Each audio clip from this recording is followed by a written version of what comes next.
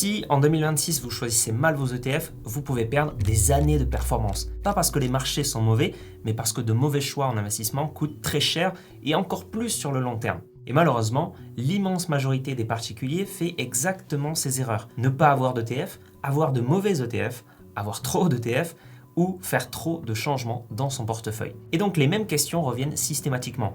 Quel ETF choisir? Lesquels garder? Lesquels éviter? Aujourd'hui, il existe plus de 13 000 ETF dans le monde et si vous les choisissez au hasard, vous ne faites pas de l'investissement, vous jouez au casino. Alors, crypto, or, actions américaines, actions mondiales, émergentes, aujourd'hui, je vais vous montrer les meilleurs ETF en 2026, ceux qui sont vraiment utiles. Pas ceux qui font rêver, ceux qui fonctionnent vraiment. Parce que la solution la plus simple et aussi la plus efficace, détenir des ETF sur le long terme.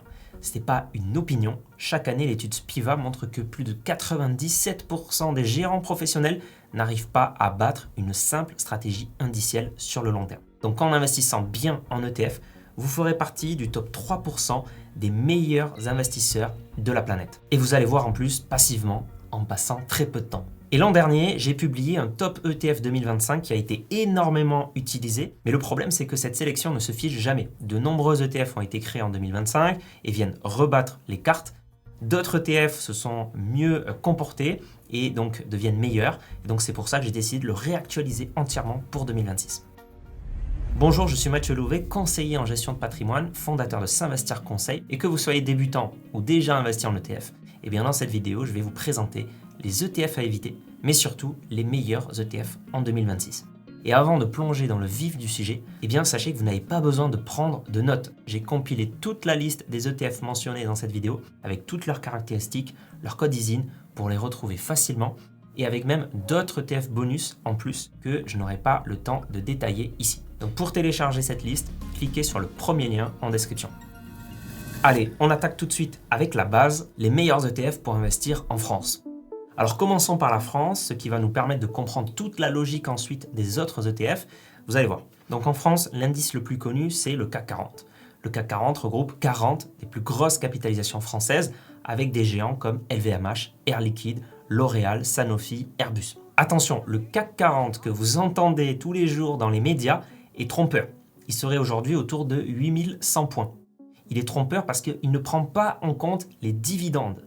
Dividendes réinvestis, comme ça se passe dans les ETF, eh bien le CAC 40 en fait est à plus de 26 000 points. La différence de performance est énorme. Les médias nous font croire que le CAC 40 n'a rien rapporté ou presque depuis les années 2000. C'est complètement faux. Depuis 1991, le rendement réel du CAC 40 est de 7,98% par an, avant frais et fiscalité, contre seulement 4% pour l'indice montré dans les médias. 10 000 euros investis seraient devenus 135 900 euros. Le CAC 40 n'a pas rien rapporté. Et pour investir efficacement sur le CAC 40, voici une option particulièrement solide, l'Amundi CAC 40 UCITS ETF AC, avec une part autour de 40 euros. Alors UCITS, ça signifie qu'il respecte les standards européens les plus stricts en matière de régulation et de protection des investisseurs.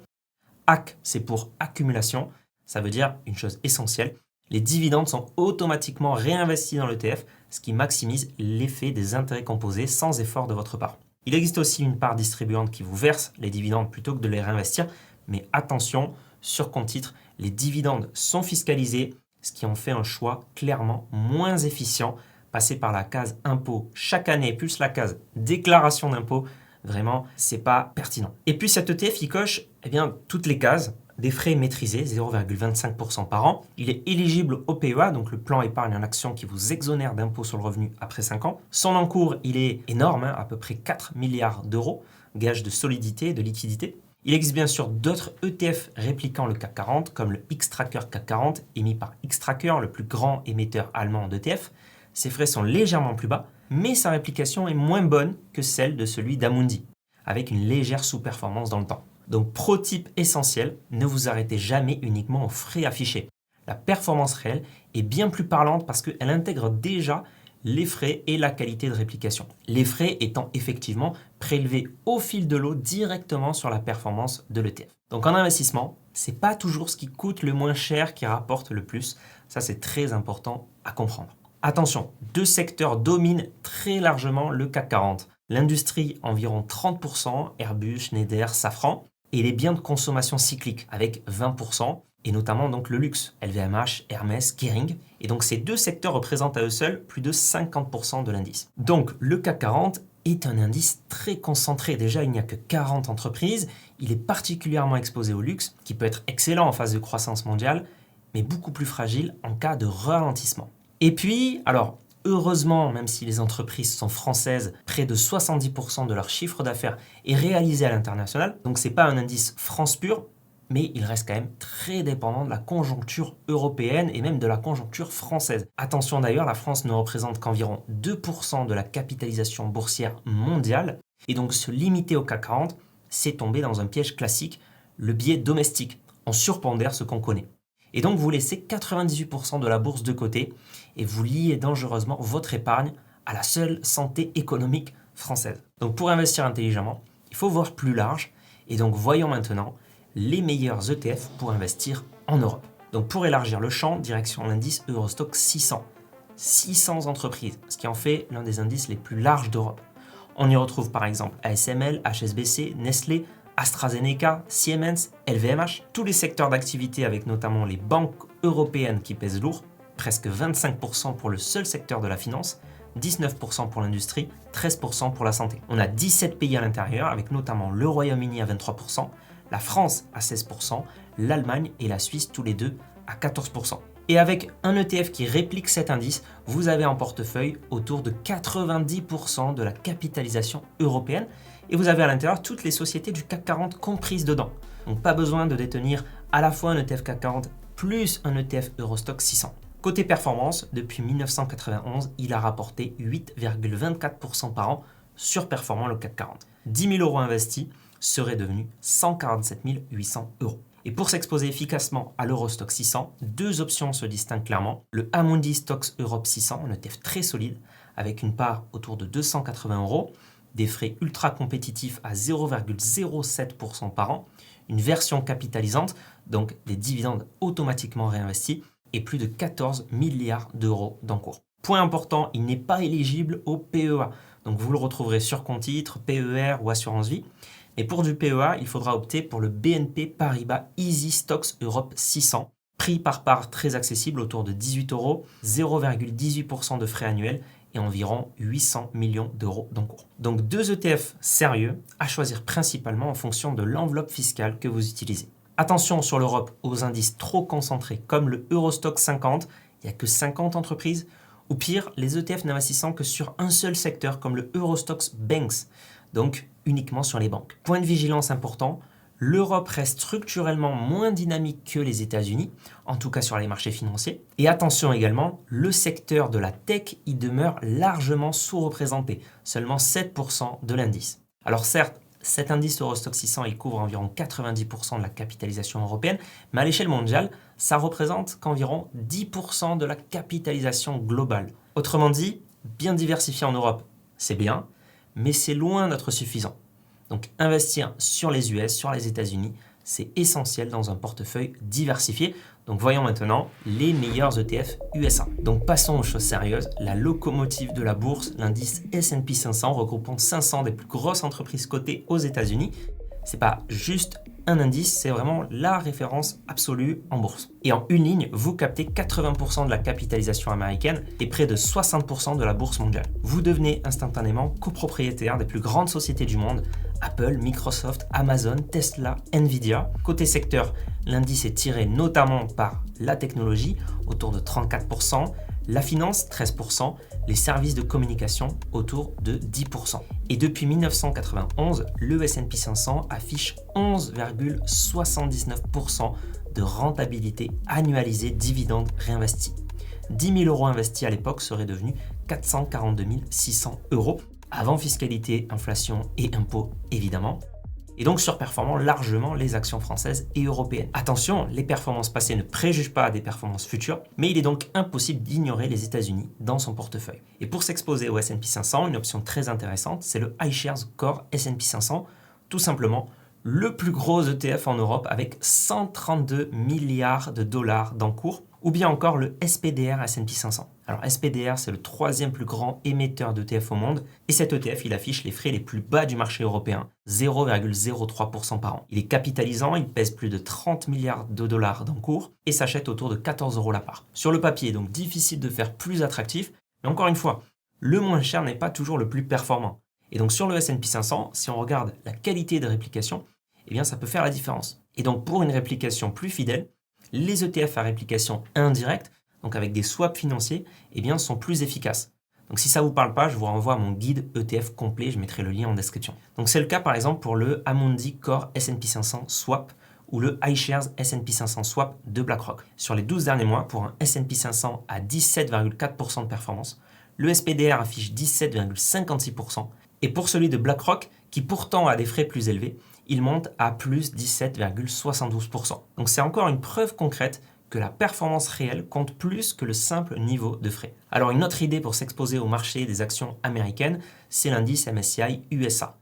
C'est le pendant du S&P 500 qui lui est créé par Standard & Poor's, mais là le MSCI USA est créé par l'agence concurrente MSCI. Donc cet indice, il a un tout petit peu plus d'entreprises en portefeuille, 544 contre 500 pour le S&P 500. Et un ETF intéressant, ça peut être le Amundi Core MSCI USA. Attention par contre, tous ces ETF ne sont pas éligibles au PEA.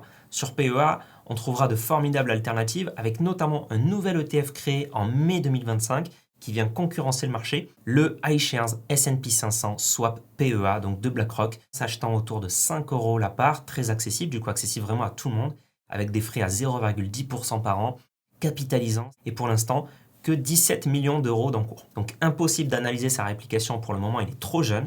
Une autre option est donc le Amundi PEA S&P 500 avec 0,12% de frais de gestion, plus d'1 milliard d'euros d'encours, capitalisant, s'achetant autour de 50 € par part. Et il existe lui depuis 2014, donc il a vraiment fait ses preuves et a historiquement battu son indice, 13,95% de performance annualisée depuis 10 ans, contre 13,62% pour l'indice, soit 0,33% par an de surperformance. On voit encore une fois que la réplication indirecte, ici cet ETF aussi utilise des swaps financiers, eh bien porte vraiment ses fruits et réussit même à gommer complètement les frais de gestion de l'ETF. Alors pour ceux qui veulent encore plus de dynamisme et donc de risque sur leur portefeuille, eh bien, donc c'est pas pour tout le monde, mais avec une forte exposition à la tech, on a aussi l'indice Nasdaq 100 qui regroupe les 100 plus grandes entreprises cotées à la bourse Nasdaq, donc aux États-Unis. Il y a 0 banque, le secteur financier est totalement exclu.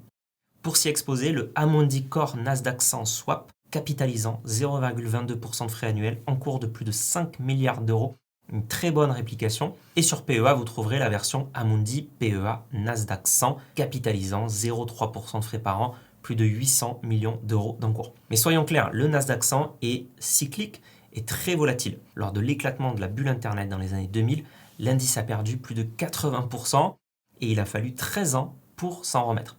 C'est un excellent moteur de performance à condition d'avoir le profil, l'horizon, la tolérance au risque adéquate. Et puis sachez que dans un ETF S&P 500, vous avez déjà les entreprises du Nasdaq à l'intérieur, donc pas forcément besoin de rajouter un ETF Nasdaq. Et pour les profils ultra offensifs, il existe même des ETF à effet levier, comme sur le Nasdaq avec un Nasdaq 100 x 2, des produits vraiment à manier avec beaucoup de précautions, il faut faire attention, c'est vraiment pas pour tout le monde. J'en parle en profondeur dans mon programme LBD. Alors juste avant de poursuivre, petit rappel important pour éviter toute erreur de sélection. Sachez que la liste complète des meilleurs ETF 2026 avec code ISIN, éligibilité au PEA, ETF bonus, frais, lien cliquable vers la fiche de chaque ETF est disponible gratuitement en cliquant sur le premier lien en description. Donc si on revient à l'exposition aux États-Unis, sachez que bien que les entreprises soient souvent globales, multinationales, eh bien le S&P 500 reste quand même très dépendant de l'économie américaine, des décisions de Trump et de la valeur du dollar. Donc il y a quand même un risque. Il faut diversifier au-delà des États-Unis. Et donc, imaginez que vous commenciez à combiner un ETF Europe, un ETF américain, peut-être même un ETF canadien, un ETF japonais. Et en fait, on peut faire tout ça avec un seul ETF. Donc parlons maintenant des meilleurs ETF monde. Eh bien oui, en un seul clic, vous pouvez acheter un ETF qui réplique l'indice MSCI World et qui vous permet d'avoir en portefeuille environ 1300 entreprises réparties dans 23 pays développés et c'est une superbe opportunité pour vraiment faire travailler son capital. Dans cet indice, les États-Unis pesant 72%, eh bien cet indice englobe le S&P 500, le Nasdaq 100, mais en fait il englobe toutes les entreprises des indices que l'on vient de voir, comme également le CAC 40 et l'Eurostoxx 600. Donc tout ça est déjà compris à l'intérieur. Côté secteur, ils sont tous représentés avec en tête la tech à 27%, la finance à 17% et l'industrie à 11%. Ils représentent 79% de la capitalisation mondiale. Côté performance, il est donc à mi-chemin entre le S&P 500 et l'Eurostoxx 600 puisqu'il mélange les deux avec 8,97% de performance annuelle depuis 1991. 10 000 € investis seraient devenus 185 500 €. Pour s'y exposer, un des meilleurs ETF MSCI World est le SPDR MSCI World, avec une des meilleures réplications, 0,12% de frais annuels, plus de 16 milliards de dollars d'encours sous gestion et s'achetant autour de 40 € la part. Alors pro tip, pour minimiser vos frais de courtage, préférez sa part en euros et non en dollars. Vous allez payer moins de frais souvent sur votre courtier. Sur PEA, deux nouveaux ETF ont été créés récemment pour le MSCI World. Celui de chez BlackRock, le iShares MSCI World, soit PEA à 0,2% de frais, déjà près d'1 milliard d'euros d'encours, capitalisant. Et puis chez Amundi, le Amundi PEA Monde à 0,2% de frais, capitalisant 400 millions d'euros d'encours sous gestion et tous les deux s'achetant autour de 5 € la part. Donc deux très bonnes options pour avoir une opportunité vraiment incroyable, avoir un portefeuille largement, voire très largement diversifié dans son portefeuille PEA, donc optimisé fiscalement, et tout ça dès 5 €. Mais attention à l'abus de langage, l'appellation World, MSCI World, on dit parfois aussi ETF Monde, en réalité est composé à 74% d'entreprises américaines et exclut totalement des économies incontournables les pays émergents, avec notamment la Chine, l'Inde, le Brésil, des moteurs de la croissance économique mondiale. Et donc pour corriger ce manque, il faut quitter les pays développés et aller analyser les meilleurs ETF marchés émergents. Donc des économies comme la Chine ou l'Inde affichent sur le long terme des rythmes de croissance bien supérieurs à ceux des pays développés. Et donc pour diversifier un portefeuille au-delà des marchés occidentaux, on a un indice qui s'appelle l'indice MSCI Emerging Markets, qui est l'indice de référence sur ces marchés-là. Il a été créé en 1988 par MSCI. Il regroupe environ 1200 entreprises de grande et moyenne capitalisation. Et on y retrouve des acteurs clés de l'économie mondiale comme TSMC, le champion taïwanais incontesté des semi-conducteurs, sans qui Apple, Nvidia et finalement toute l'IA seraient à l'arrêt, Samsung, Alibaba, le géant du cloud et du e-commerce, ou encore Foxconn, l'usine du monde, celle qui assemble physiquement les iPhones. L'indice couvre 24 pays émergents avec notamment la Chine à 28%, Taïwan à 20% et l'Inde à 15%. Sectoriellement, la tech domine à 27%, suivie par la finance 22% et les biens de consommation cyclique 12%. Et à l'échelle globale, l'indice représente environ 12% de la capitalisation boursière mondiale. Côté performance, les 5 dernières années ont été décevantes, environ 5,7% de performance annualisée, quand les marchés américains, par exemple, rapportaient dans le même temps près de 16% annualisé. Mais en fait, si on regarde sur une longue période, chose qu'il faut toujours faire en bourse, eh bien le constat est très différent. Depuis 1991, l'indice affiche environ 8,68% annualisé, soit 10 000 € transformés en près de 169 700 € et une performance supérieure à celle des actions européennes. Pour s'y exposer efficacement, vous pouvez opter pour le iShares MSCI EM, EM pour Emerging Markets, à réplication directe, 0,18% de frais et plus de 6 milliards d'encours. Et pour une meilleure réplication sur ces marchés souvent difficiles d'accès, eh bien il faut préférer encore une fois la réplication indirecte qui offre un meilleur tracking avec par exemple le Amundi MSCI Emerging Markets Swap avec une très bonne réplication, 0,2% de frais annuels, capitalisant, s'achetant environ à 6 € la part et plus de 4 milliards d'euros d'encours. Sur PEA, malheureusement, on n'aura qu'une seule option vraiment intéressante, le Amundi PEA Emergent ESG Transition. Il réplique un indice proche du MSCI Emerging Markets, mais plus sélectif, en excluant l'Égypte et en retenant uniquement des entreprises au meilleur score de critères ESG, donc ESG pour environnement, social, gouvernance. Les frais de cet ETF sont de 0,3% par an, il est capitalisant et l'encours reste significatif, plus de 400 millions d'euros. Point essentiel à retenir, les marchés émergents offrent un potentiel de croissance supérieur, certes, mais au prix d'une volatilité plus élevée, d'un risque plus élevé, d'instabilité politique, de cycles économiques marqués, de risques de change aussi qui peuvent peser sur la performance. Donc c'est une brique de diversification puissante à intégrer avec mesure et horizon long terme. Et si vous cherchez à compléter intelligemment votre diversification, eh bien vous pourriez d'ailleurs être très intéressé par d'autres ETF. Donc parlons maintenant d'ETF bonus sur les cryptos, sur l'or, sur le marché monétaire, mais aussi des ETF à éviter absolument. Alors premier ETF bonus, les ETF monétaires. Ils sont parfaits pour placer des liquidités dormantes en attente, par exemple sur votre PEA, sur votre compte titre, avec un risque très faible et une rémunération proche de celle de la Banque Centrale Européenne, donc de la BCE, autour de 2% par an au moment où je tourne cette vidéo. Alors quelques exemples d'ETF monétaires, on a le Amundi PEA Euro court terme, qui est éligible au PEA justement, ou encore le Amundi Smart Overnight Return. Pro tip, attention, ça sert à rien de placer de l'argent dessus sur par exemple un mois, pour gagner moins que ce que vous allez payer en frais de courtage. Donc attention à bien calculer si l'arbitrage en vaut le coup. Deuxième ETF bonus, on peut parler des ETC or. Donc sur les matières premières, sur les métaux, on ne parle pas d'ETF, on parle de produits très proches, les ETC. Et préférez surtout des ETC qui sont dits physiques. Donc ça veut dire que 1 euro investi dessus, on a 1 euro d'or qui est bel et bien acheté et détenu dans des coffres ségrégés, assurés et sécurisés. On peut citer par exemple le iShares Physical Gold ETC ou le Amundi Physical Gold ETC. Donc une manière de s'exposer à l'or beaucoup plus facilement et sans les contraintes de la gestion, sans les contraintes non plus de la détention en physique chez soi, avec le risque de vol, le risque de perte, etc. Et puis troisième ETF bonus, les ETP cryptoactifs. Alors là, on ne parle pas non plus d'ETF, pour les cryptos, on parle d'ETP. Et ça permet de s'exposer aux cryptos sans avoir à gérer la sécurité ni la gestion du portefeuille.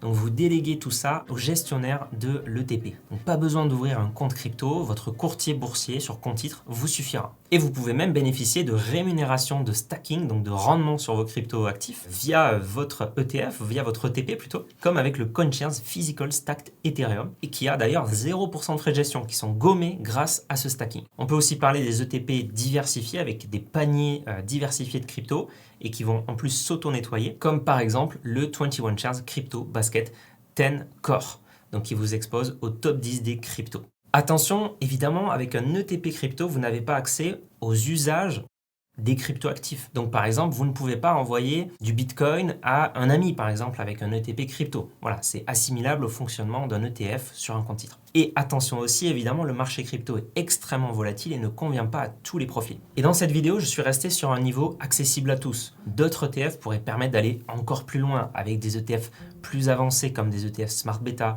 ou des ETF multi-actifs. Par contre, veillez à éviter absolument deux grands types d'ETF. Premièrement, les ETF inverses.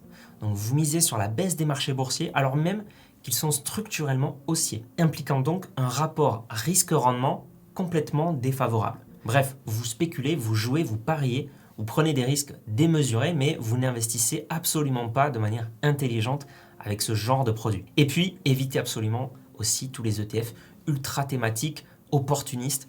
Donc souvenez-vous, tout le monde parlait du métaverse, des ETF qui se sont lancés sur le sujet, et bien se sont littéralement cassés la figure. C'est très souvent du marketing et pas du tout de la finance. Quand un ETF sort sur une mode, sur une hype, c'est que les prix sont déjà trop hauts et tous ceux qui vont rentrer dedans vont se casser la figure. Alors aujourd'hui, les thématiques comme l'IA, le cloud ou la défense peuvent être très jolies sur le papier, mais la réalité c'est que 1. Vous les détenez déjà en portefeuille.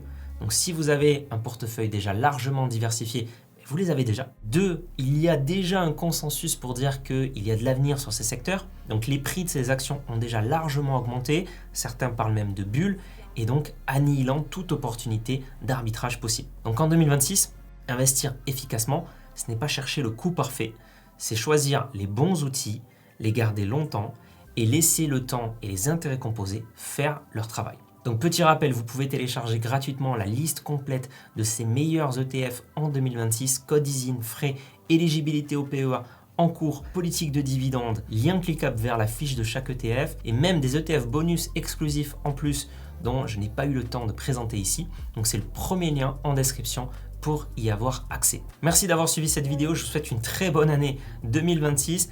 Investissez intelligemment, prenez vos finances en main. C'était Mathieu, fondateur de S'Investir et on se dit à très vite. Si vous avez aimé cette vidéo, vous allez adorer mon guide complet ETF. Cliquez ici pour la regarder.